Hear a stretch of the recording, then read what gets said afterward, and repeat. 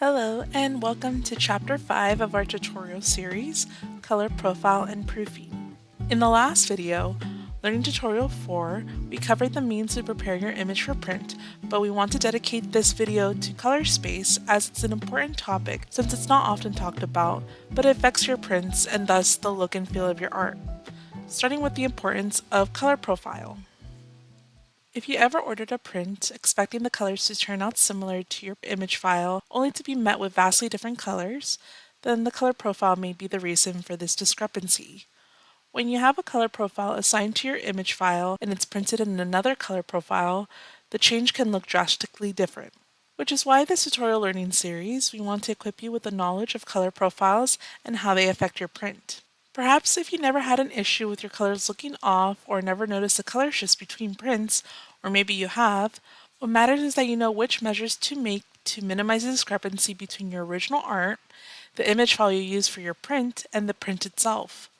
If an image has a CMYK color profile, for example, and then it's printed with an Adobe RGB color profile, then the shift in colors is due to the reassignment of the colors from one form to the other. A great way to think about it is thinking about it as though it's a language. Some things will get lost in translation because there isn't a word for certain things for one language versus the other. That's why the end result of a color profile not aligning with the print color profile may result in some tones getting lost and causing your colors to look different. RGB and CMYK. Generally speaking, when we're talking about color space in printing, it is typically CMYK or RGB. However, something to note is that CMYK is reserved generally for commercial prints like packages, brochures, and the like. RGB is mainly used for printing art prints and G-clay prints as well. It differs between art printing companies, so make sure you see what their printing color space is before proceeding to order the print. For example, here at Lumaprints, we will share with you the best practices for print preparation. As a blanket statement for the meantime, however, the biggest takeaway is that we print in Adobe RGB color space. But to expand on how to make sure your print is accurate to your image file, let's start with the first best practice. Best practices for print preparation. First step, work in the recommended color space. Open the color settings using Ctrl+Shift+K for PC. Alternatively, you can go to Edit and Color Settings. While here, ensure your working space is Adobe RGB and make sure these three items are enabled. Profile mismatch, ask when opening. Missing profile, ask when opening. And then ask when pasting. These three will ensure that when you open up your image profile, you know what color space you're working with and if your image has an embedded color profile to begin with. After you save these settings, when you open up your unembedded file, your program will ask you how you like to open your image file when it comes to the color profile. If your image does not have one, you'll want to assign one that is not Adobe RGB but instead is sRGB. Don't immediately assign Adobe RGB and instead assign sRGB. This prevents your unembedded image from oversaturating as it moves from different color profiles. Once you have sRGB assigned, you will want to convert to Adobe RGB. Go to Edit and Convert Color Profile and select Adobe RGB. Additionally, when saving the image, ensure you toggle Yes for the option to retain ICC profiles as Adobe RGB. In the case you already have the color profile sRGB embedded into the image, use the embedded profile. Now, if you notice a color shift after the conversion, adjust the image as needed while working in Adobe RGB. Consider fine-tuning the brightness, contrast, and colors until you find a good, satisfied end product. In the case you have another embedded profile that isn't sRGB, go ahead and convert the document's colors to the working space. Again, if you notice a color shift after conversion, adjust the image as needed working in Adobe RGB, and fine-tune the brightness, contrast, and colors until you're satisfied. Converting and assigning, the difference.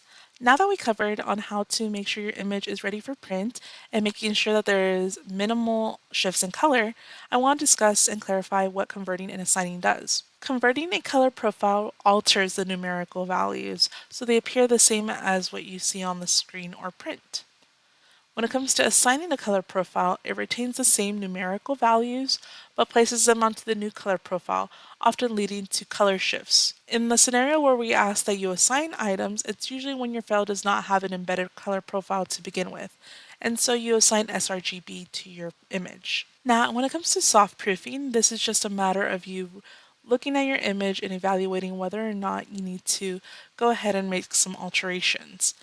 To be able to see if there's some differences in your image, simply do these two items that we recommend: undo or redo, or have the two files, one before the edit of you changing the color profile and one after you change the color profile.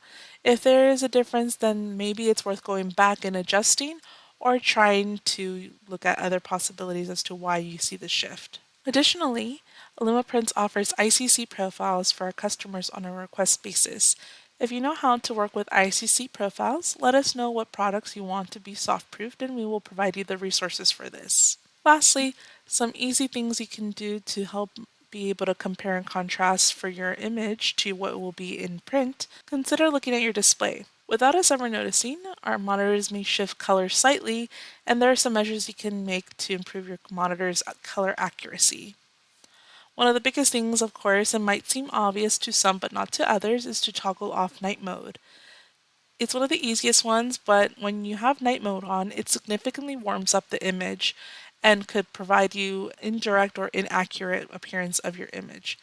Sometimes the night mode is toggled on automatically or needs to be toggled off manually, but either way, make sure that that toggle mode is off. Something else you could do is lower the brightness of your monitor. It is a very simple way for you to review the image as is.